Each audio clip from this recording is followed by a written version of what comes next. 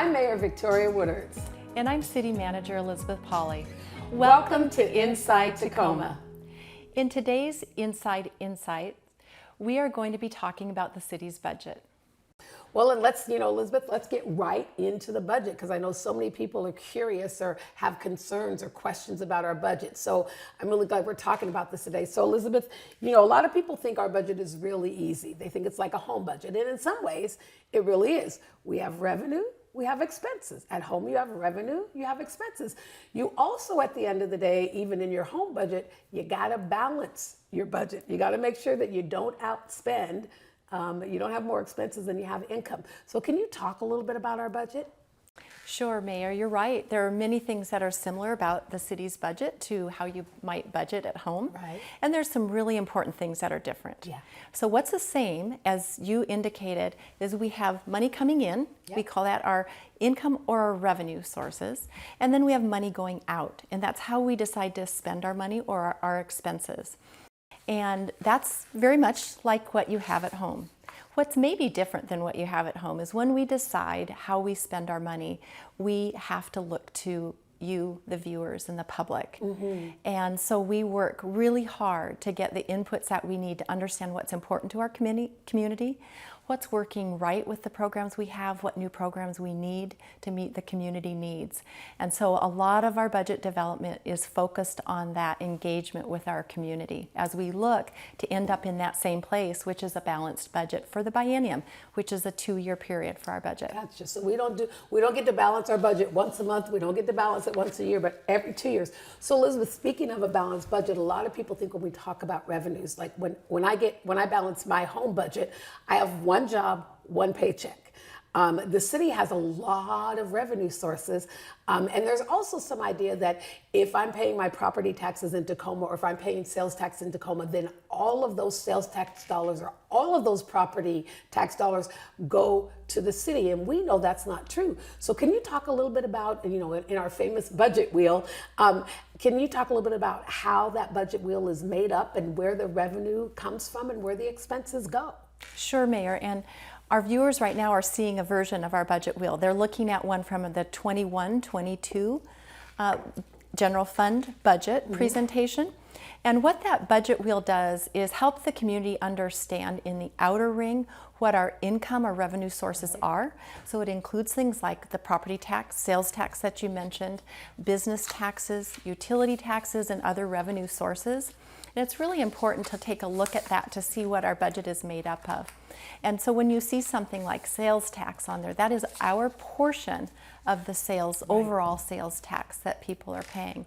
And then on the inside of that budget wheel, you see how in this current biennium, how we expended those dollars. So you can see, for example, that expenses related to police accounted for 34% of our general fund, 26% for our fire department, and then other public safety related expenses ends up taking about 63% of our general fund.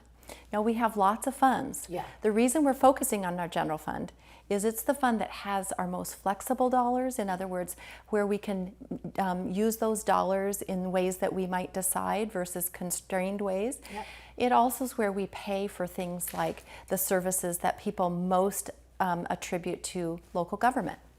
Well, Elizabeth, you use the word constrained, because I think sometimes people just think, like my paycheck, it comes to my house or it comes to my bank and I get to spend my money any way I want to.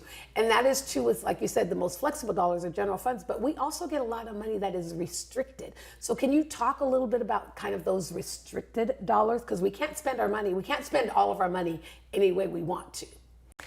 Yes, you're right, Mayor, and that's another thing that we hope to build understanding around. Yeah. That a lot of the funds that come into the city have restrictions on their use, and some examples would be your utility rates. Yeah. When you pay for your utilities, we can only use the dollars you pay for those services. Likewise, when Tacoma Creates is another example. Yeah. When the voters vote for certain tax increases, we are constrained then to use those dollars for those purposes. So your Tacoma Creates dollars can only be used for programs around Tacoma Creates. Right, right. And we have a number of funds that have those kinds of restrictions on them. Similarly, when we get some grant dollars, when we get some federal monies, those often come with restrictions where we're limited to how we can use those dollars. I know, Elizabeth, as you were rattling off that list, I was thinking one of the things that one of the issues we have in community is mental health. And I know that we passed a mental health sales tax several years ago, 0.1% of sales tax, but it can only be spent on mental health services. And in some instances, like in that particular case, as prescribed from the state when they said we could collect it, only some can be used for new programs. Other parts of the money have to be used for legacy programs. There's a mix. So we don't even really get to decide sometimes exactly even in its restrictions how we get to spend it. But as community begins to understand the budget and what goes into a budget, Elizabeth, you mentioned this earlier, part of what helps us decide how to spend the budget is community input. And I know as a policymaker, it's really important for me to hear from community, but how important it is for you all as administrators, as your whole team presents the budget to the council, how important is that for the administrative team? Mayor, it's crucial. Yeah. Our budget is more than just a financial document. Our budget is part of our policy documentation of how we are going to go about achieving the vision that the community has for itself and for our city. And so it's really important for us to get community inputs. Every year when we're starting to develop the budget, we start with a community survey where we reach out with a phone poll to people and ask questions about how effective our current programming is, what issues do they see, and what programs do we need to have to meet the community needs.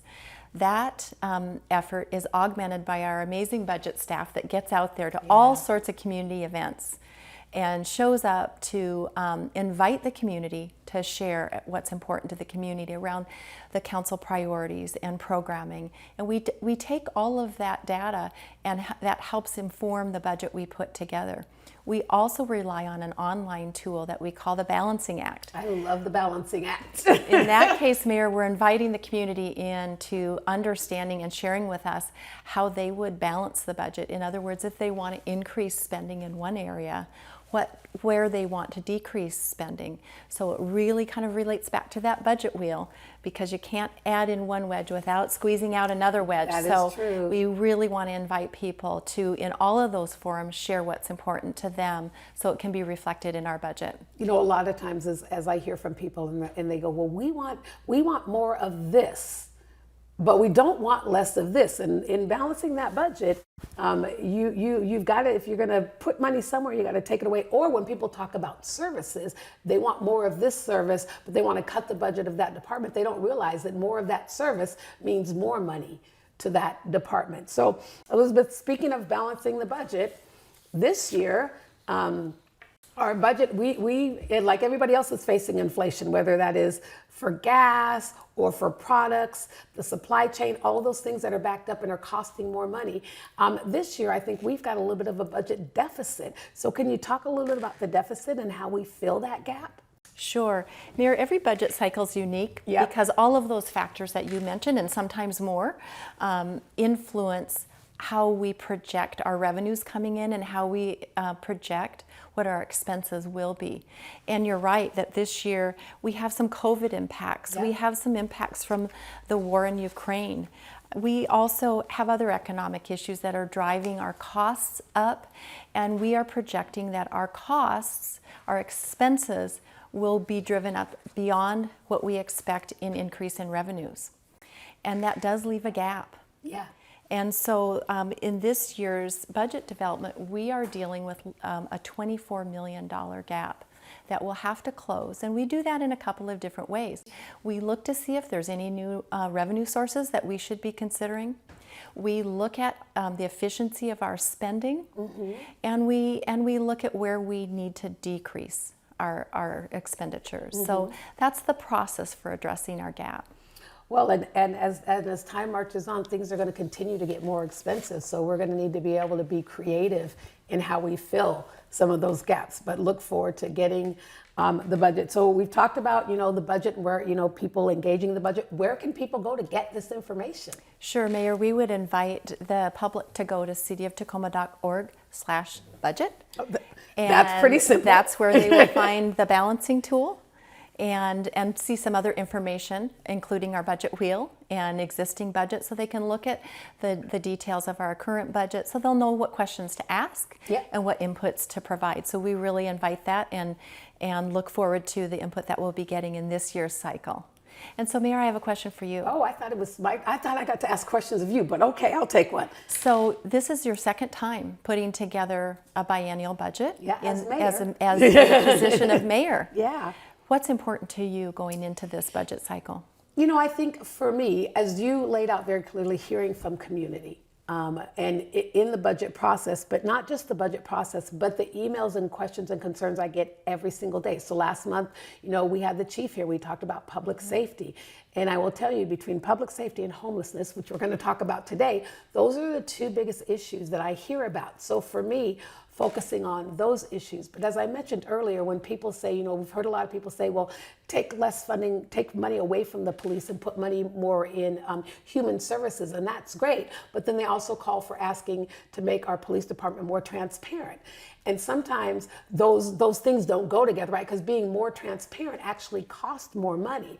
And so for me, it's two things. One, hearing from community, making sure we're addressing the issues that they raise the most, but then also educating community about their asks and how their asks can really be implemented into our policies and into our budget. Because really, I would say our budget is our moral document. It is the thing, how you spend your money is where your values lie. And so it's not a wonder to me why we spend 63+% on public safety, because our paramount duty as a city is for our community to be safe. And when we think about the conversation we had last month and how crime is going up, we may need to adjust. But it's also about the quality of life in our community and actually going upstream in human services and using the programs that we fund and that we partner with to make sure we're providing some of that upstream stuff to prevent homelessness, to prevent people from turning to a life of crime, to give people other resources, to make sure that we look what's also really important to me is to make sure that we look at our budget equitably. Not equally, to make sure that everybody in the city is getting what they need in order to be their best selves in the city of destiny. So I'm looking forward to it. I love collaborating with my 8 council members on the issues that come up in the budget and how we spend the budget and how we spend the money. And I'm looking forward to, as difficult as it will be, having to balance your budget with less money and having to make some really difficult decisions. I always look forward to this because it gives us an opportunity to examine how we can be more innovative and how we can address the needs that the community is calling for. So I look forward to it. Next, we're going to have a couple of people join us from our neighborhood and community services. You heard me talk earlier about the fact that there are 2 issues that I hear from the most on, and one is public safety and the other is homelessness. And we're going to have a really in-depth conversation around homelessness. So we look forward to being right back.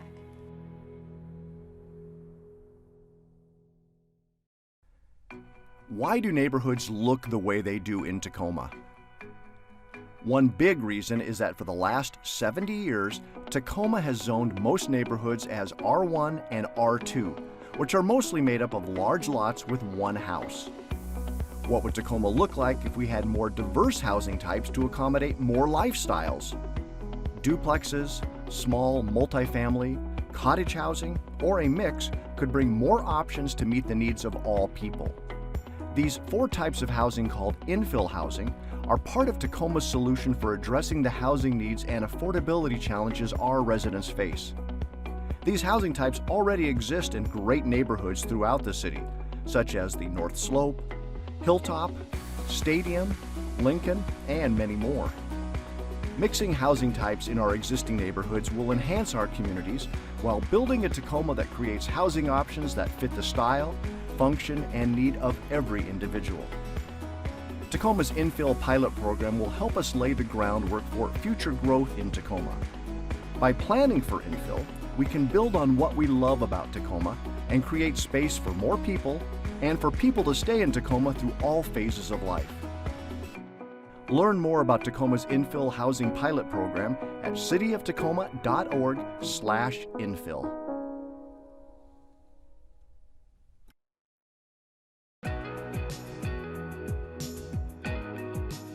Welcome back to Inside Tacoma. In this month's Inside interview, we're speaking with our Interim Neighborhood and Community Services Director, Allison Griffith, and our HEAL Manager, Javon Carlisle. Welcome, both of you. We're so glad you all have decided to join us today. You know, as I've said before the break, homelessness continues to be one of the largest issues that our community is facing, and it is one of the most common topics I hear, whether that's an email, in phone calls, whenever I run into somebody at a grocery store, that's what they're talking to us about. So let's just dig right into the question. And so, Allison, I just kind of want to start with you. I mean, obviously, we can see that there's a homeless issue in Tacoma. It is very visible and very difficult in its visibility, but it's difficult to see because we want all of our neighbors to be housed, but it's also a very difficult issue to tackle. So can you tell me, share with the audience and with us just some of the key challenges that we face as a city in trying to address homelessness? Absolutely, Mayor. And again, thank you for having us today. So one of the biggest issues when we're dealing with homelessness is we're dealing with people. Right? So that's really at the root of it. And so people have individual choices, individual stories, right? So every person that the team encounters has a different reason why they're on the streets, right? So we hear a lot about affordable housing and the lack of affordable housing in our community, also kind of community-wide, right? So it's not just Tacoma, it's Pierce County, it's the region, right? So we definitely have that barrier to overcome. We also have individuals who are experiencing substance use disorders or mental health disorders on the streets, right? Or both at the same time. And that may cause somebody, to have an issue where they're not interested in accepting services at the time that we make an offer, right? So there are times where these folks will work with somebody over a multiple of visits, right? And talking with them multiple times, building trust with them to get them to make that acceptance, right? So that's a couple of the largest challenges, Mayor.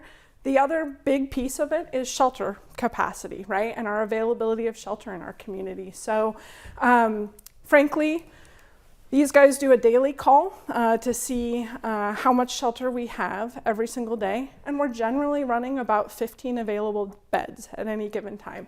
As you know, if you drive around Tacoma, there's a lot more than 15 people experiencing homelessness, unfortunately, right? So as much work as they can do with folks to connect them to resources, we still have a deficit on the other end. So Allison, can I follow up as Sure. As our resident subject matter expert on homelessness?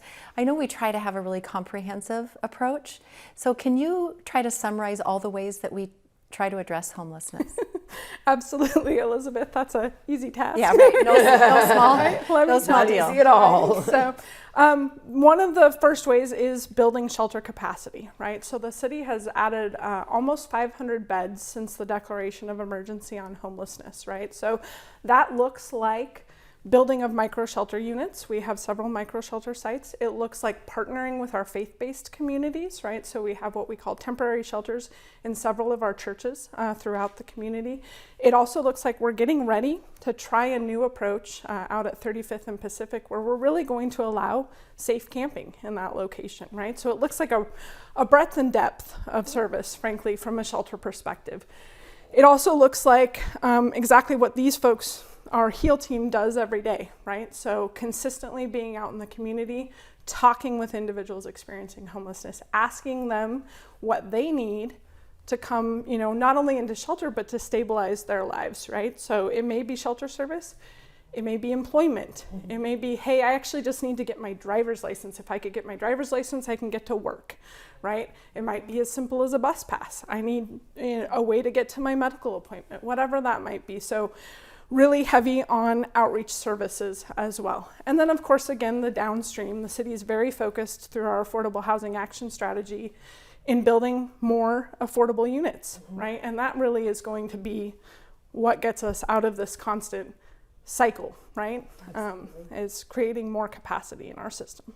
And Allison, I know we also look at preventive things. What do we fund in the area of prevention? We do, absolutely. Thank you, Elizabeth. So rental assistance, the city's made an incredible investment in rental assistance over the last 2 years, particularly during the pandemic. So that's one of the things. We also have what we call temporary financial assistance. So we might have folks who say, boy, if I just had this amount of money to make either my rent payment, my utility payment, I need a pair of shoes for work, right? That's what temporary financial assistance looks like. It can also look like helping to furnish an apartment unit for that person, right? So it's not enough to have housing, you also have to have a bed and the things that make a house a home, right? So, and that can be quite an investment for folks, right? So helping bridge those gaps of, what might be easy for you or I to purchase is not easy for somebody, particularly coming either off the streets or kind of, when we think about prevention, we think about those folks who are one paycheck away from having to experience homelessness. Thank you, Allison. That's a lot of work. It is a lot of work. Well, These guys do it. and the reality is it is a lot of work, and we can't do it by ourselves. The theme of my State of the City this year was Stronger Together. And we say it all the time, our community will be stronger if we work together. And so knowing that, Allison, I know that you all don't do this work alone, that that we have lots of partners that we work with. And I must take a moment and say how grateful I am that in the last couple of years, the county has really started to work on homelessness with us, because for a while we provided 90% of the services in the county for homelessness. So it's really great to see more partners coming to the table. But the county just put out their homeless outreach strategy. Can you talk a little bit about that plan and how we work collaboratively? Absolutely, Mayor. And the county is starting to come to the table, right? And that is something we're absolutely grateful for. Frankly, opening the discussion is the first step, right? So being more collaborative together. When we think about, we have coming weather this next week, right? Where it's going to get pretty hot, they tell me, over 90, right? So it's even as simple as talking with the county about how can we fund together cooling centers, water distribution, things like that. So it's a broad plan and those simple, easy steps that we can take together. So in addition to things like that, Mayor, we are also, again, the county is helping to expand shelter capacity as well. They're looking at building shelter options in other parts of the county, right? They're working with other jurisdictions. We did partner with the county and the city of Lakewood to open Aspen Court down near Hosmer. And that was really our first step into kind of that joint funding for shelter, right? Another thing the county's plan calls for is diversification of our outreach, right? And meeting folks where they are, providing more services that might help folks say yes, frankly, to coming into shelter. And so that really looks like looking at a variety of partners, right? And maybe funding some smaller organizations that we haven't funded before. So that is something the city's certainly working on in our own shelter funding and our own outreach funding. We've brought on 3 new providers in the last few months, right? So over both at our youth shelter, right? We brought on a brand new provider at our youth shelter. You got to be there the other day, Meredith. So exciting, so exciting. To open the new facility. Yes. And then, also looking at, we're getting ready to open a shelter location at 23rd and MLK with Brotherhood Rise. And so that, working with those folks, really focusing on, there's a very big disparity that we haven't talked about at this table amongst folks experiencing homelessness. Large disparity for Black people in particular, Mayor. And so when we talk about diversifying our outreach, it's really about, can we provide outreach where somebody looks like the person experiencing homelessness, right? And so particularly our partnership with Brotherhood Rise has been important because those are Black folks doing the outreach, doing the conversation with people. And so that has seemed to help, particularly in getting folks into shelter in that case. Well, I must admit the investment in the Beacon Center to open that youth shelter, 50 beds for young people between the ages of 18 and 24, another 50 beds we've added to our services. So that's really great, and I really commend you and your staff and Vicki for all the work that you've done there. Thank you. So, Allison, another really sensitive area in the community is the existing encampments.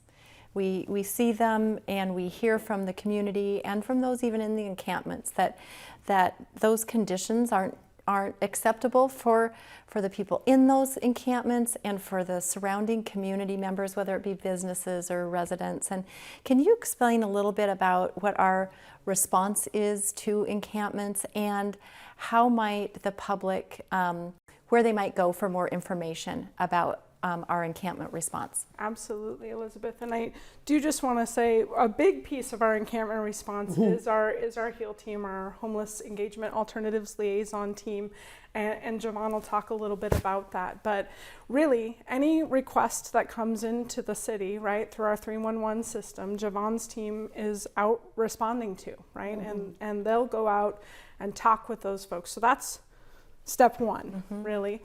And if you're curious about that, if you've turned in a request to 311 and you kind of want to see where it's going, one, See Click Fix gives you a really easy way to do that, but also our encampment response map, which is cityoftacoma.org/encampment response, shows what encampments we're aware of, what encampments we've cleaned up, and then kind of what ones we're in process on, right? And I will caution, don't be overwhelmed when you open the map. The data goes back to 2019, so there's quite a bit of data on that map, but there's a way to filter so that you can kind of get down to exactly what you want to see. But that helps the community understand the scope of the issue and the status of the existing sites, as well as what we've done, since that time period. So that's a great resource. Thank you. Right, yeah, absolutely. To the other part of your question, Elizabeth, encampments aren't acceptable for anyone in our community. Right. I don't think. And frankly, another big piece of our response is litter and debris removal, right? So there's quite an accumulation usually of litter and debris in encampments. We provide contracted services that visit our encampment locations at least on a weekly basis. On ones where we know there's perhaps more accumulation than others, we'll actually visit 2 or 3 times a week, and in some cases we visit as much as 2 times a day to try and keep the litter and debris at bay. So that is another piece of our response. In terms of thinking about when we do an encampment removal or when we take that action, it is a combination of factors, right? We are taking into consideration the overall safety, the safety of the individuals in the encampment, the safety of the surrounding community. That comes primarily through calls for service to our police department as well as our 311 center, right? We also look at the accumulation of debris and how much trash removal we've had to do in that place and kind of what's going on in the encampment. So environmental factors? Exactly, that's exactly what I was about to say, environmental factors, but that can be broader than litter and debris as well, right? So it can be, are they impacting a waterway, right? Or a sensitive area, is it a slope? So we consider all of that when we're talking about encampment removal.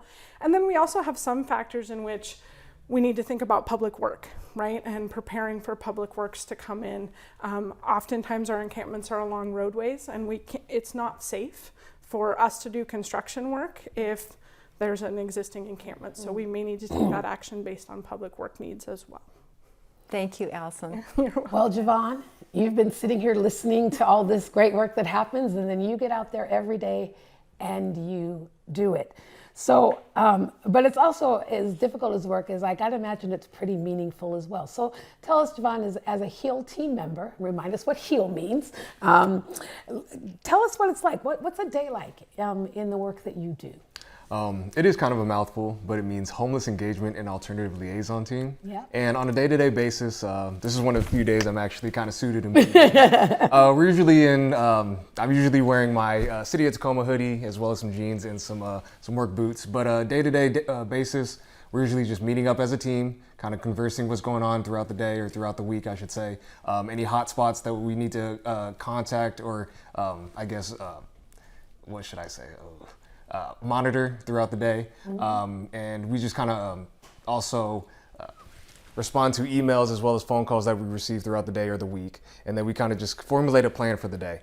Throughout the day, we'll usually break up as we have 2 vehicles, so we'll usually team up and visit certain locations that we're receiving a lot of 311s or phone calls or even 911 calls from. So usually we'll get to those locations, provide outreach to those locations, to those individuals that do need it, and as well as contact our contracted cleaning crews those guys will go over, visit those locations, clean up any debris or garbage within those areas. And we also contact our, as Allison said, contact our temporary housing, as well as some of the other shelters in the area, just to make sure we know how many beds are available before providing, or promising, I should say, a bed for somebody, because we don't exactly know whether or not a bed will be available.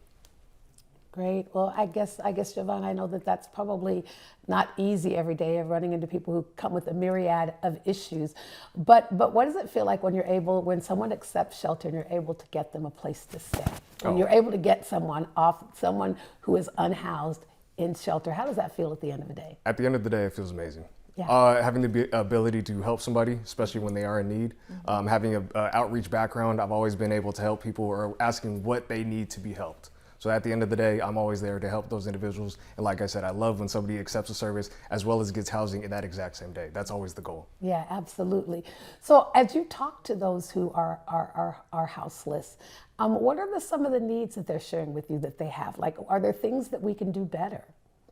That is a very good question. A lot of the experiences that I've seen, especially talking to individuals, is a lot of low-income housing. A lot of people are kind of pushing for the low-income housing. At times there are drug issues or mental health issues, and that's why we work with DCRs, designated crisis responders, who are the ones who are going to help us, who assist us when it comes to a mental health crisis. But yes, at the end of the day, it is a lot of low-income housing as well as the occasional drug and mental health issue. Great. Thanks, Javon. Yeah, no problem.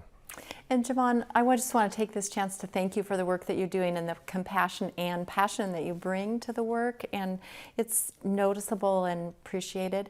And I know a lot of members of our community also feel a lot of empathy and have a lot of interest in helping with these issues. Can you talk a little bit about how someone from the community can reach out to HEAL and maybe even do some volunteering? Reaching out to HEAL, the best option is possibly to do 311s. Okay. We always reply to the 311s, and we always respond to those. In terms of volunteering, there is a Tacoma Pierce County Homeless Coalition, which our colleague Caleb, who usually works with them and converses with them throughout the week, and whatever issues that they may have or whatever kind of removals we have planned, he's usually the one who's informing them of what's going on. And you can also volunteer at your local shelter as well. Thank you so much. That's great to have those opportunities. So community, you can get involved. 311, that's the magic number.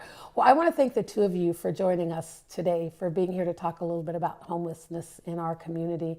Obviously something that this council is committed to, and as we just talked about budget, we'll be seeing some things, I'm sure, coming in the upcoming budget as we talk about addressing this issue. And I know that sometimes it can be a really thankless job. So City Manager thanked you. Let me also take the opportunity to say how grateful I am that you all show up every day trying to address what is really a very difficult issue with lots of people who have lots of needs. But just thank you for your commitment to helping us end homelessness in Tacoma. So when we come back, we'll go to our final segment where you get to ask us questions. We'll be right back.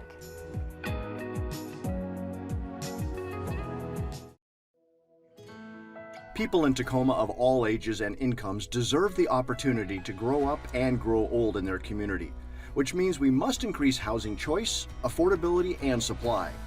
While there isn't an overnight fix, we can take steps today to allow for different types of housing that respect the scale and design of our neighborhoods, while helping us thrive now, in a decade, and beyond. Learn more at cityoftacoma.org/homeintacoma.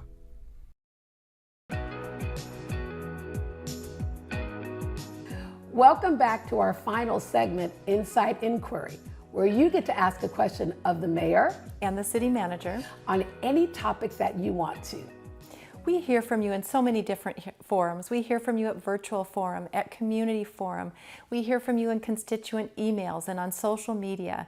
And this is one of the places that we're going to try to be responsive to those inquiries. Well, so City Manager, let's dive right in. Let's do it. You know, a lot of times people ask us, they want us to do a moratorium. They want to stop something that is happening and they think a moratorium will do it. Elizabeth, what is a moratorium? Thank you, Mayor. I'm happy to have a chance to talk a little bit about that because we do use that word a lot. Yep. And we hear it a lot. So to start with, a moratorium is a tool. It's governed by state law. And a moratorium is literally a temporary prohibition of an activity. And when we're using it, we're generally talking about a short-term halt on granting development permits. Okay. So state law allows us to do that. The purpose of the moratorium is to respond to an emergency situation or to prevent harm from development. So Elizabeth, that's what it is. So that's pretty clear. But then if we actually enact a moratorium, what does it actually do?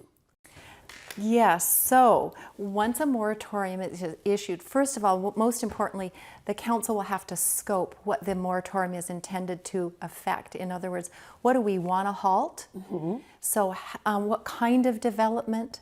Is there a geographic scope, or is there a certain type of development where we are concerned about potential harms from development?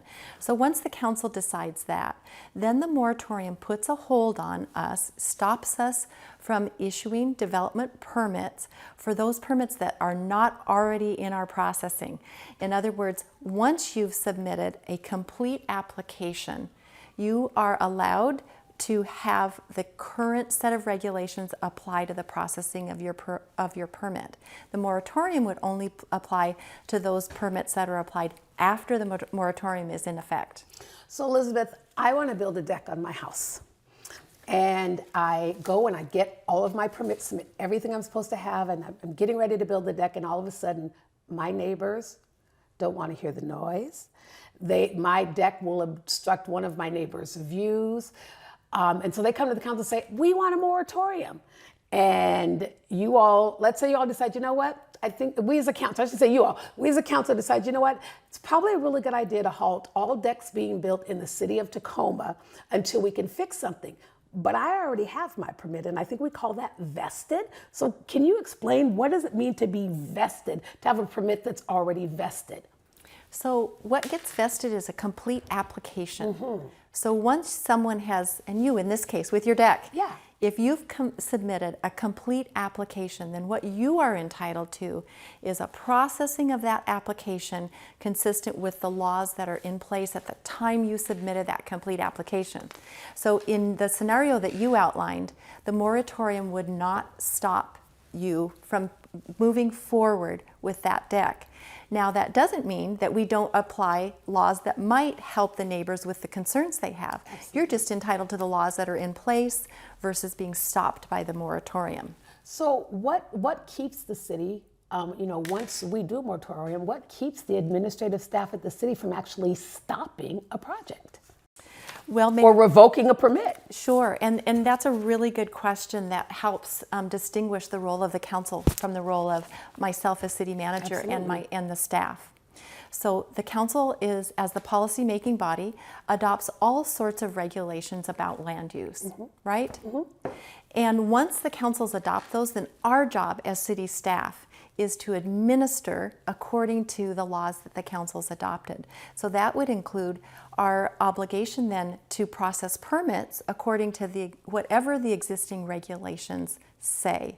So we don't have separate authority unless that authority comes through the council.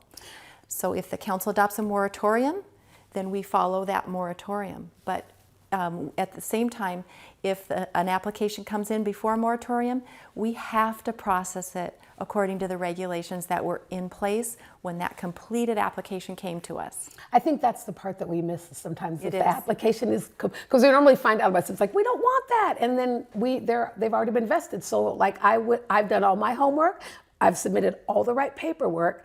I want to build you told me I could build my deck. I want to build it. And so thank you for explaining that. I think that's really helpful for everybody to understand. I hope so. And even that term vesting, that comes from the state law that governs all of this. And so again, we're guided by that and by the council's regulations when we make those determinations.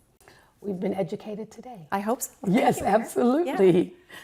Yeah. We're often asked about things about our forums that council has. We're asked about time limitations. We're asked about how decisions are made. We're asked about give and take in those forums. And so I wondered if you could take a few minutes and starting with, why doesn't the council respond during our community forums, our virtual forums, when they've come forward with things that they really feel passionate about? I wish we could.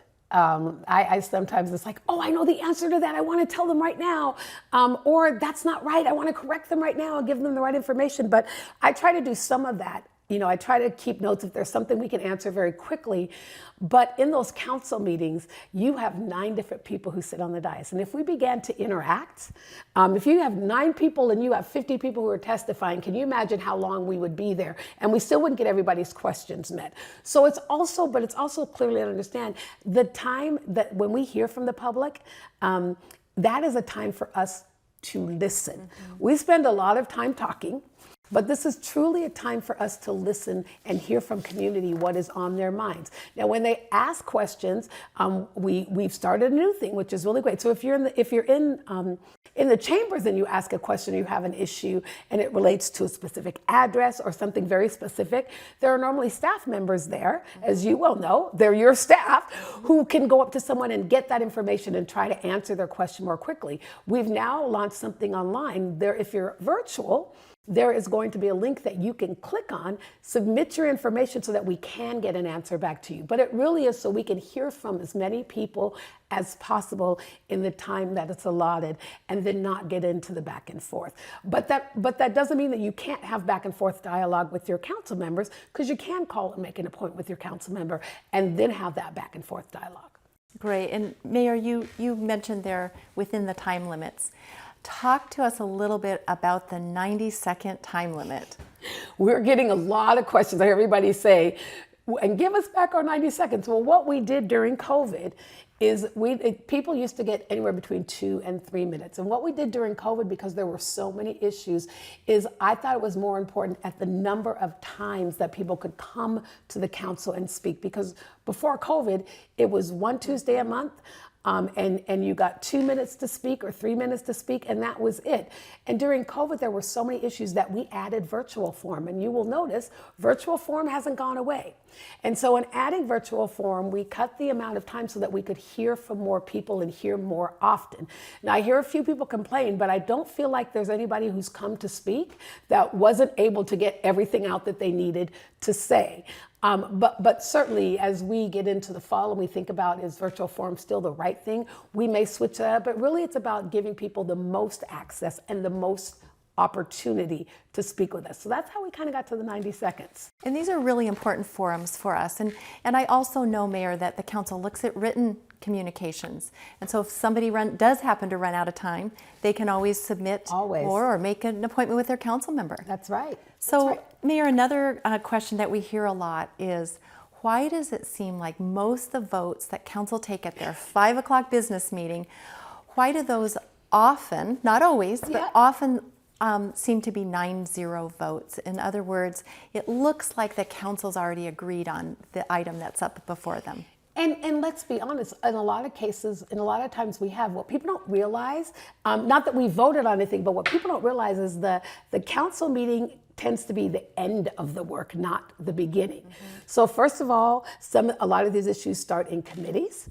Then they come to the study session, sometimes a committee of the whole. So we've talked about them a lot, and we've gone back and forth. For me, as the collaborative leader, I value and treasure 9-0 votes, because for me, it doesn't mean that we all agree. It means that we all worked hard on a policy where everyone can see the issues of their community addressed in the policy. If we were taking 7-2 votes or 6-3 votes every time, I would be concerned, especially if they were consistent council members, that we weren't hearing all of the voices. And so for me, not that we can't disagree, let's be real. Not that we don't disagree, because the council disagrees all the time, but policy development goes through so many steps that there's an opportunity for council members to weigh in and have their issues addressed. But you're right. There are times when we just couldn't make it work for everybody, and people just in good conscience can't vote yes, and that happens, and we're fine with that. But the goal for me is every time a 9-0 vote. The goal for me is to try to make sure we're putting out the best legislation and the best policy for everyone in Tacoma. And so we will continue to disagree, but I will always continue to work to make sure that we address all the issues that everyone has with the policies we pass. And Mayor, maybe we could remind the public as well that they can watch those study sessions. Yep. They can watch those council committee meetings where some of that debate happens. Absolutely. And they can see that there really is a process that leads up into that evening business meeting. Absolutely. There's very often, as you well know, Elizabeth, it's not very often that something that comes to the 5 o'clock meeting is the first time we've heard about it. Right. And so Right. it has a long process to go through before it gets to us. So thank you for the question. I appreciate being able Thank to you, Mayor. I answer think that. that's really helpful to the public. I think so too. Well, Elizabeth, I think that's all the time we Another have today. wrap. Another one done. I want to thank all of you for joining us today on Inside Tacoma. It has been a delight and honor to be here with you, to talk with you about the issues facing our city. And we look forward to seeing you next time on Inside Tacoma.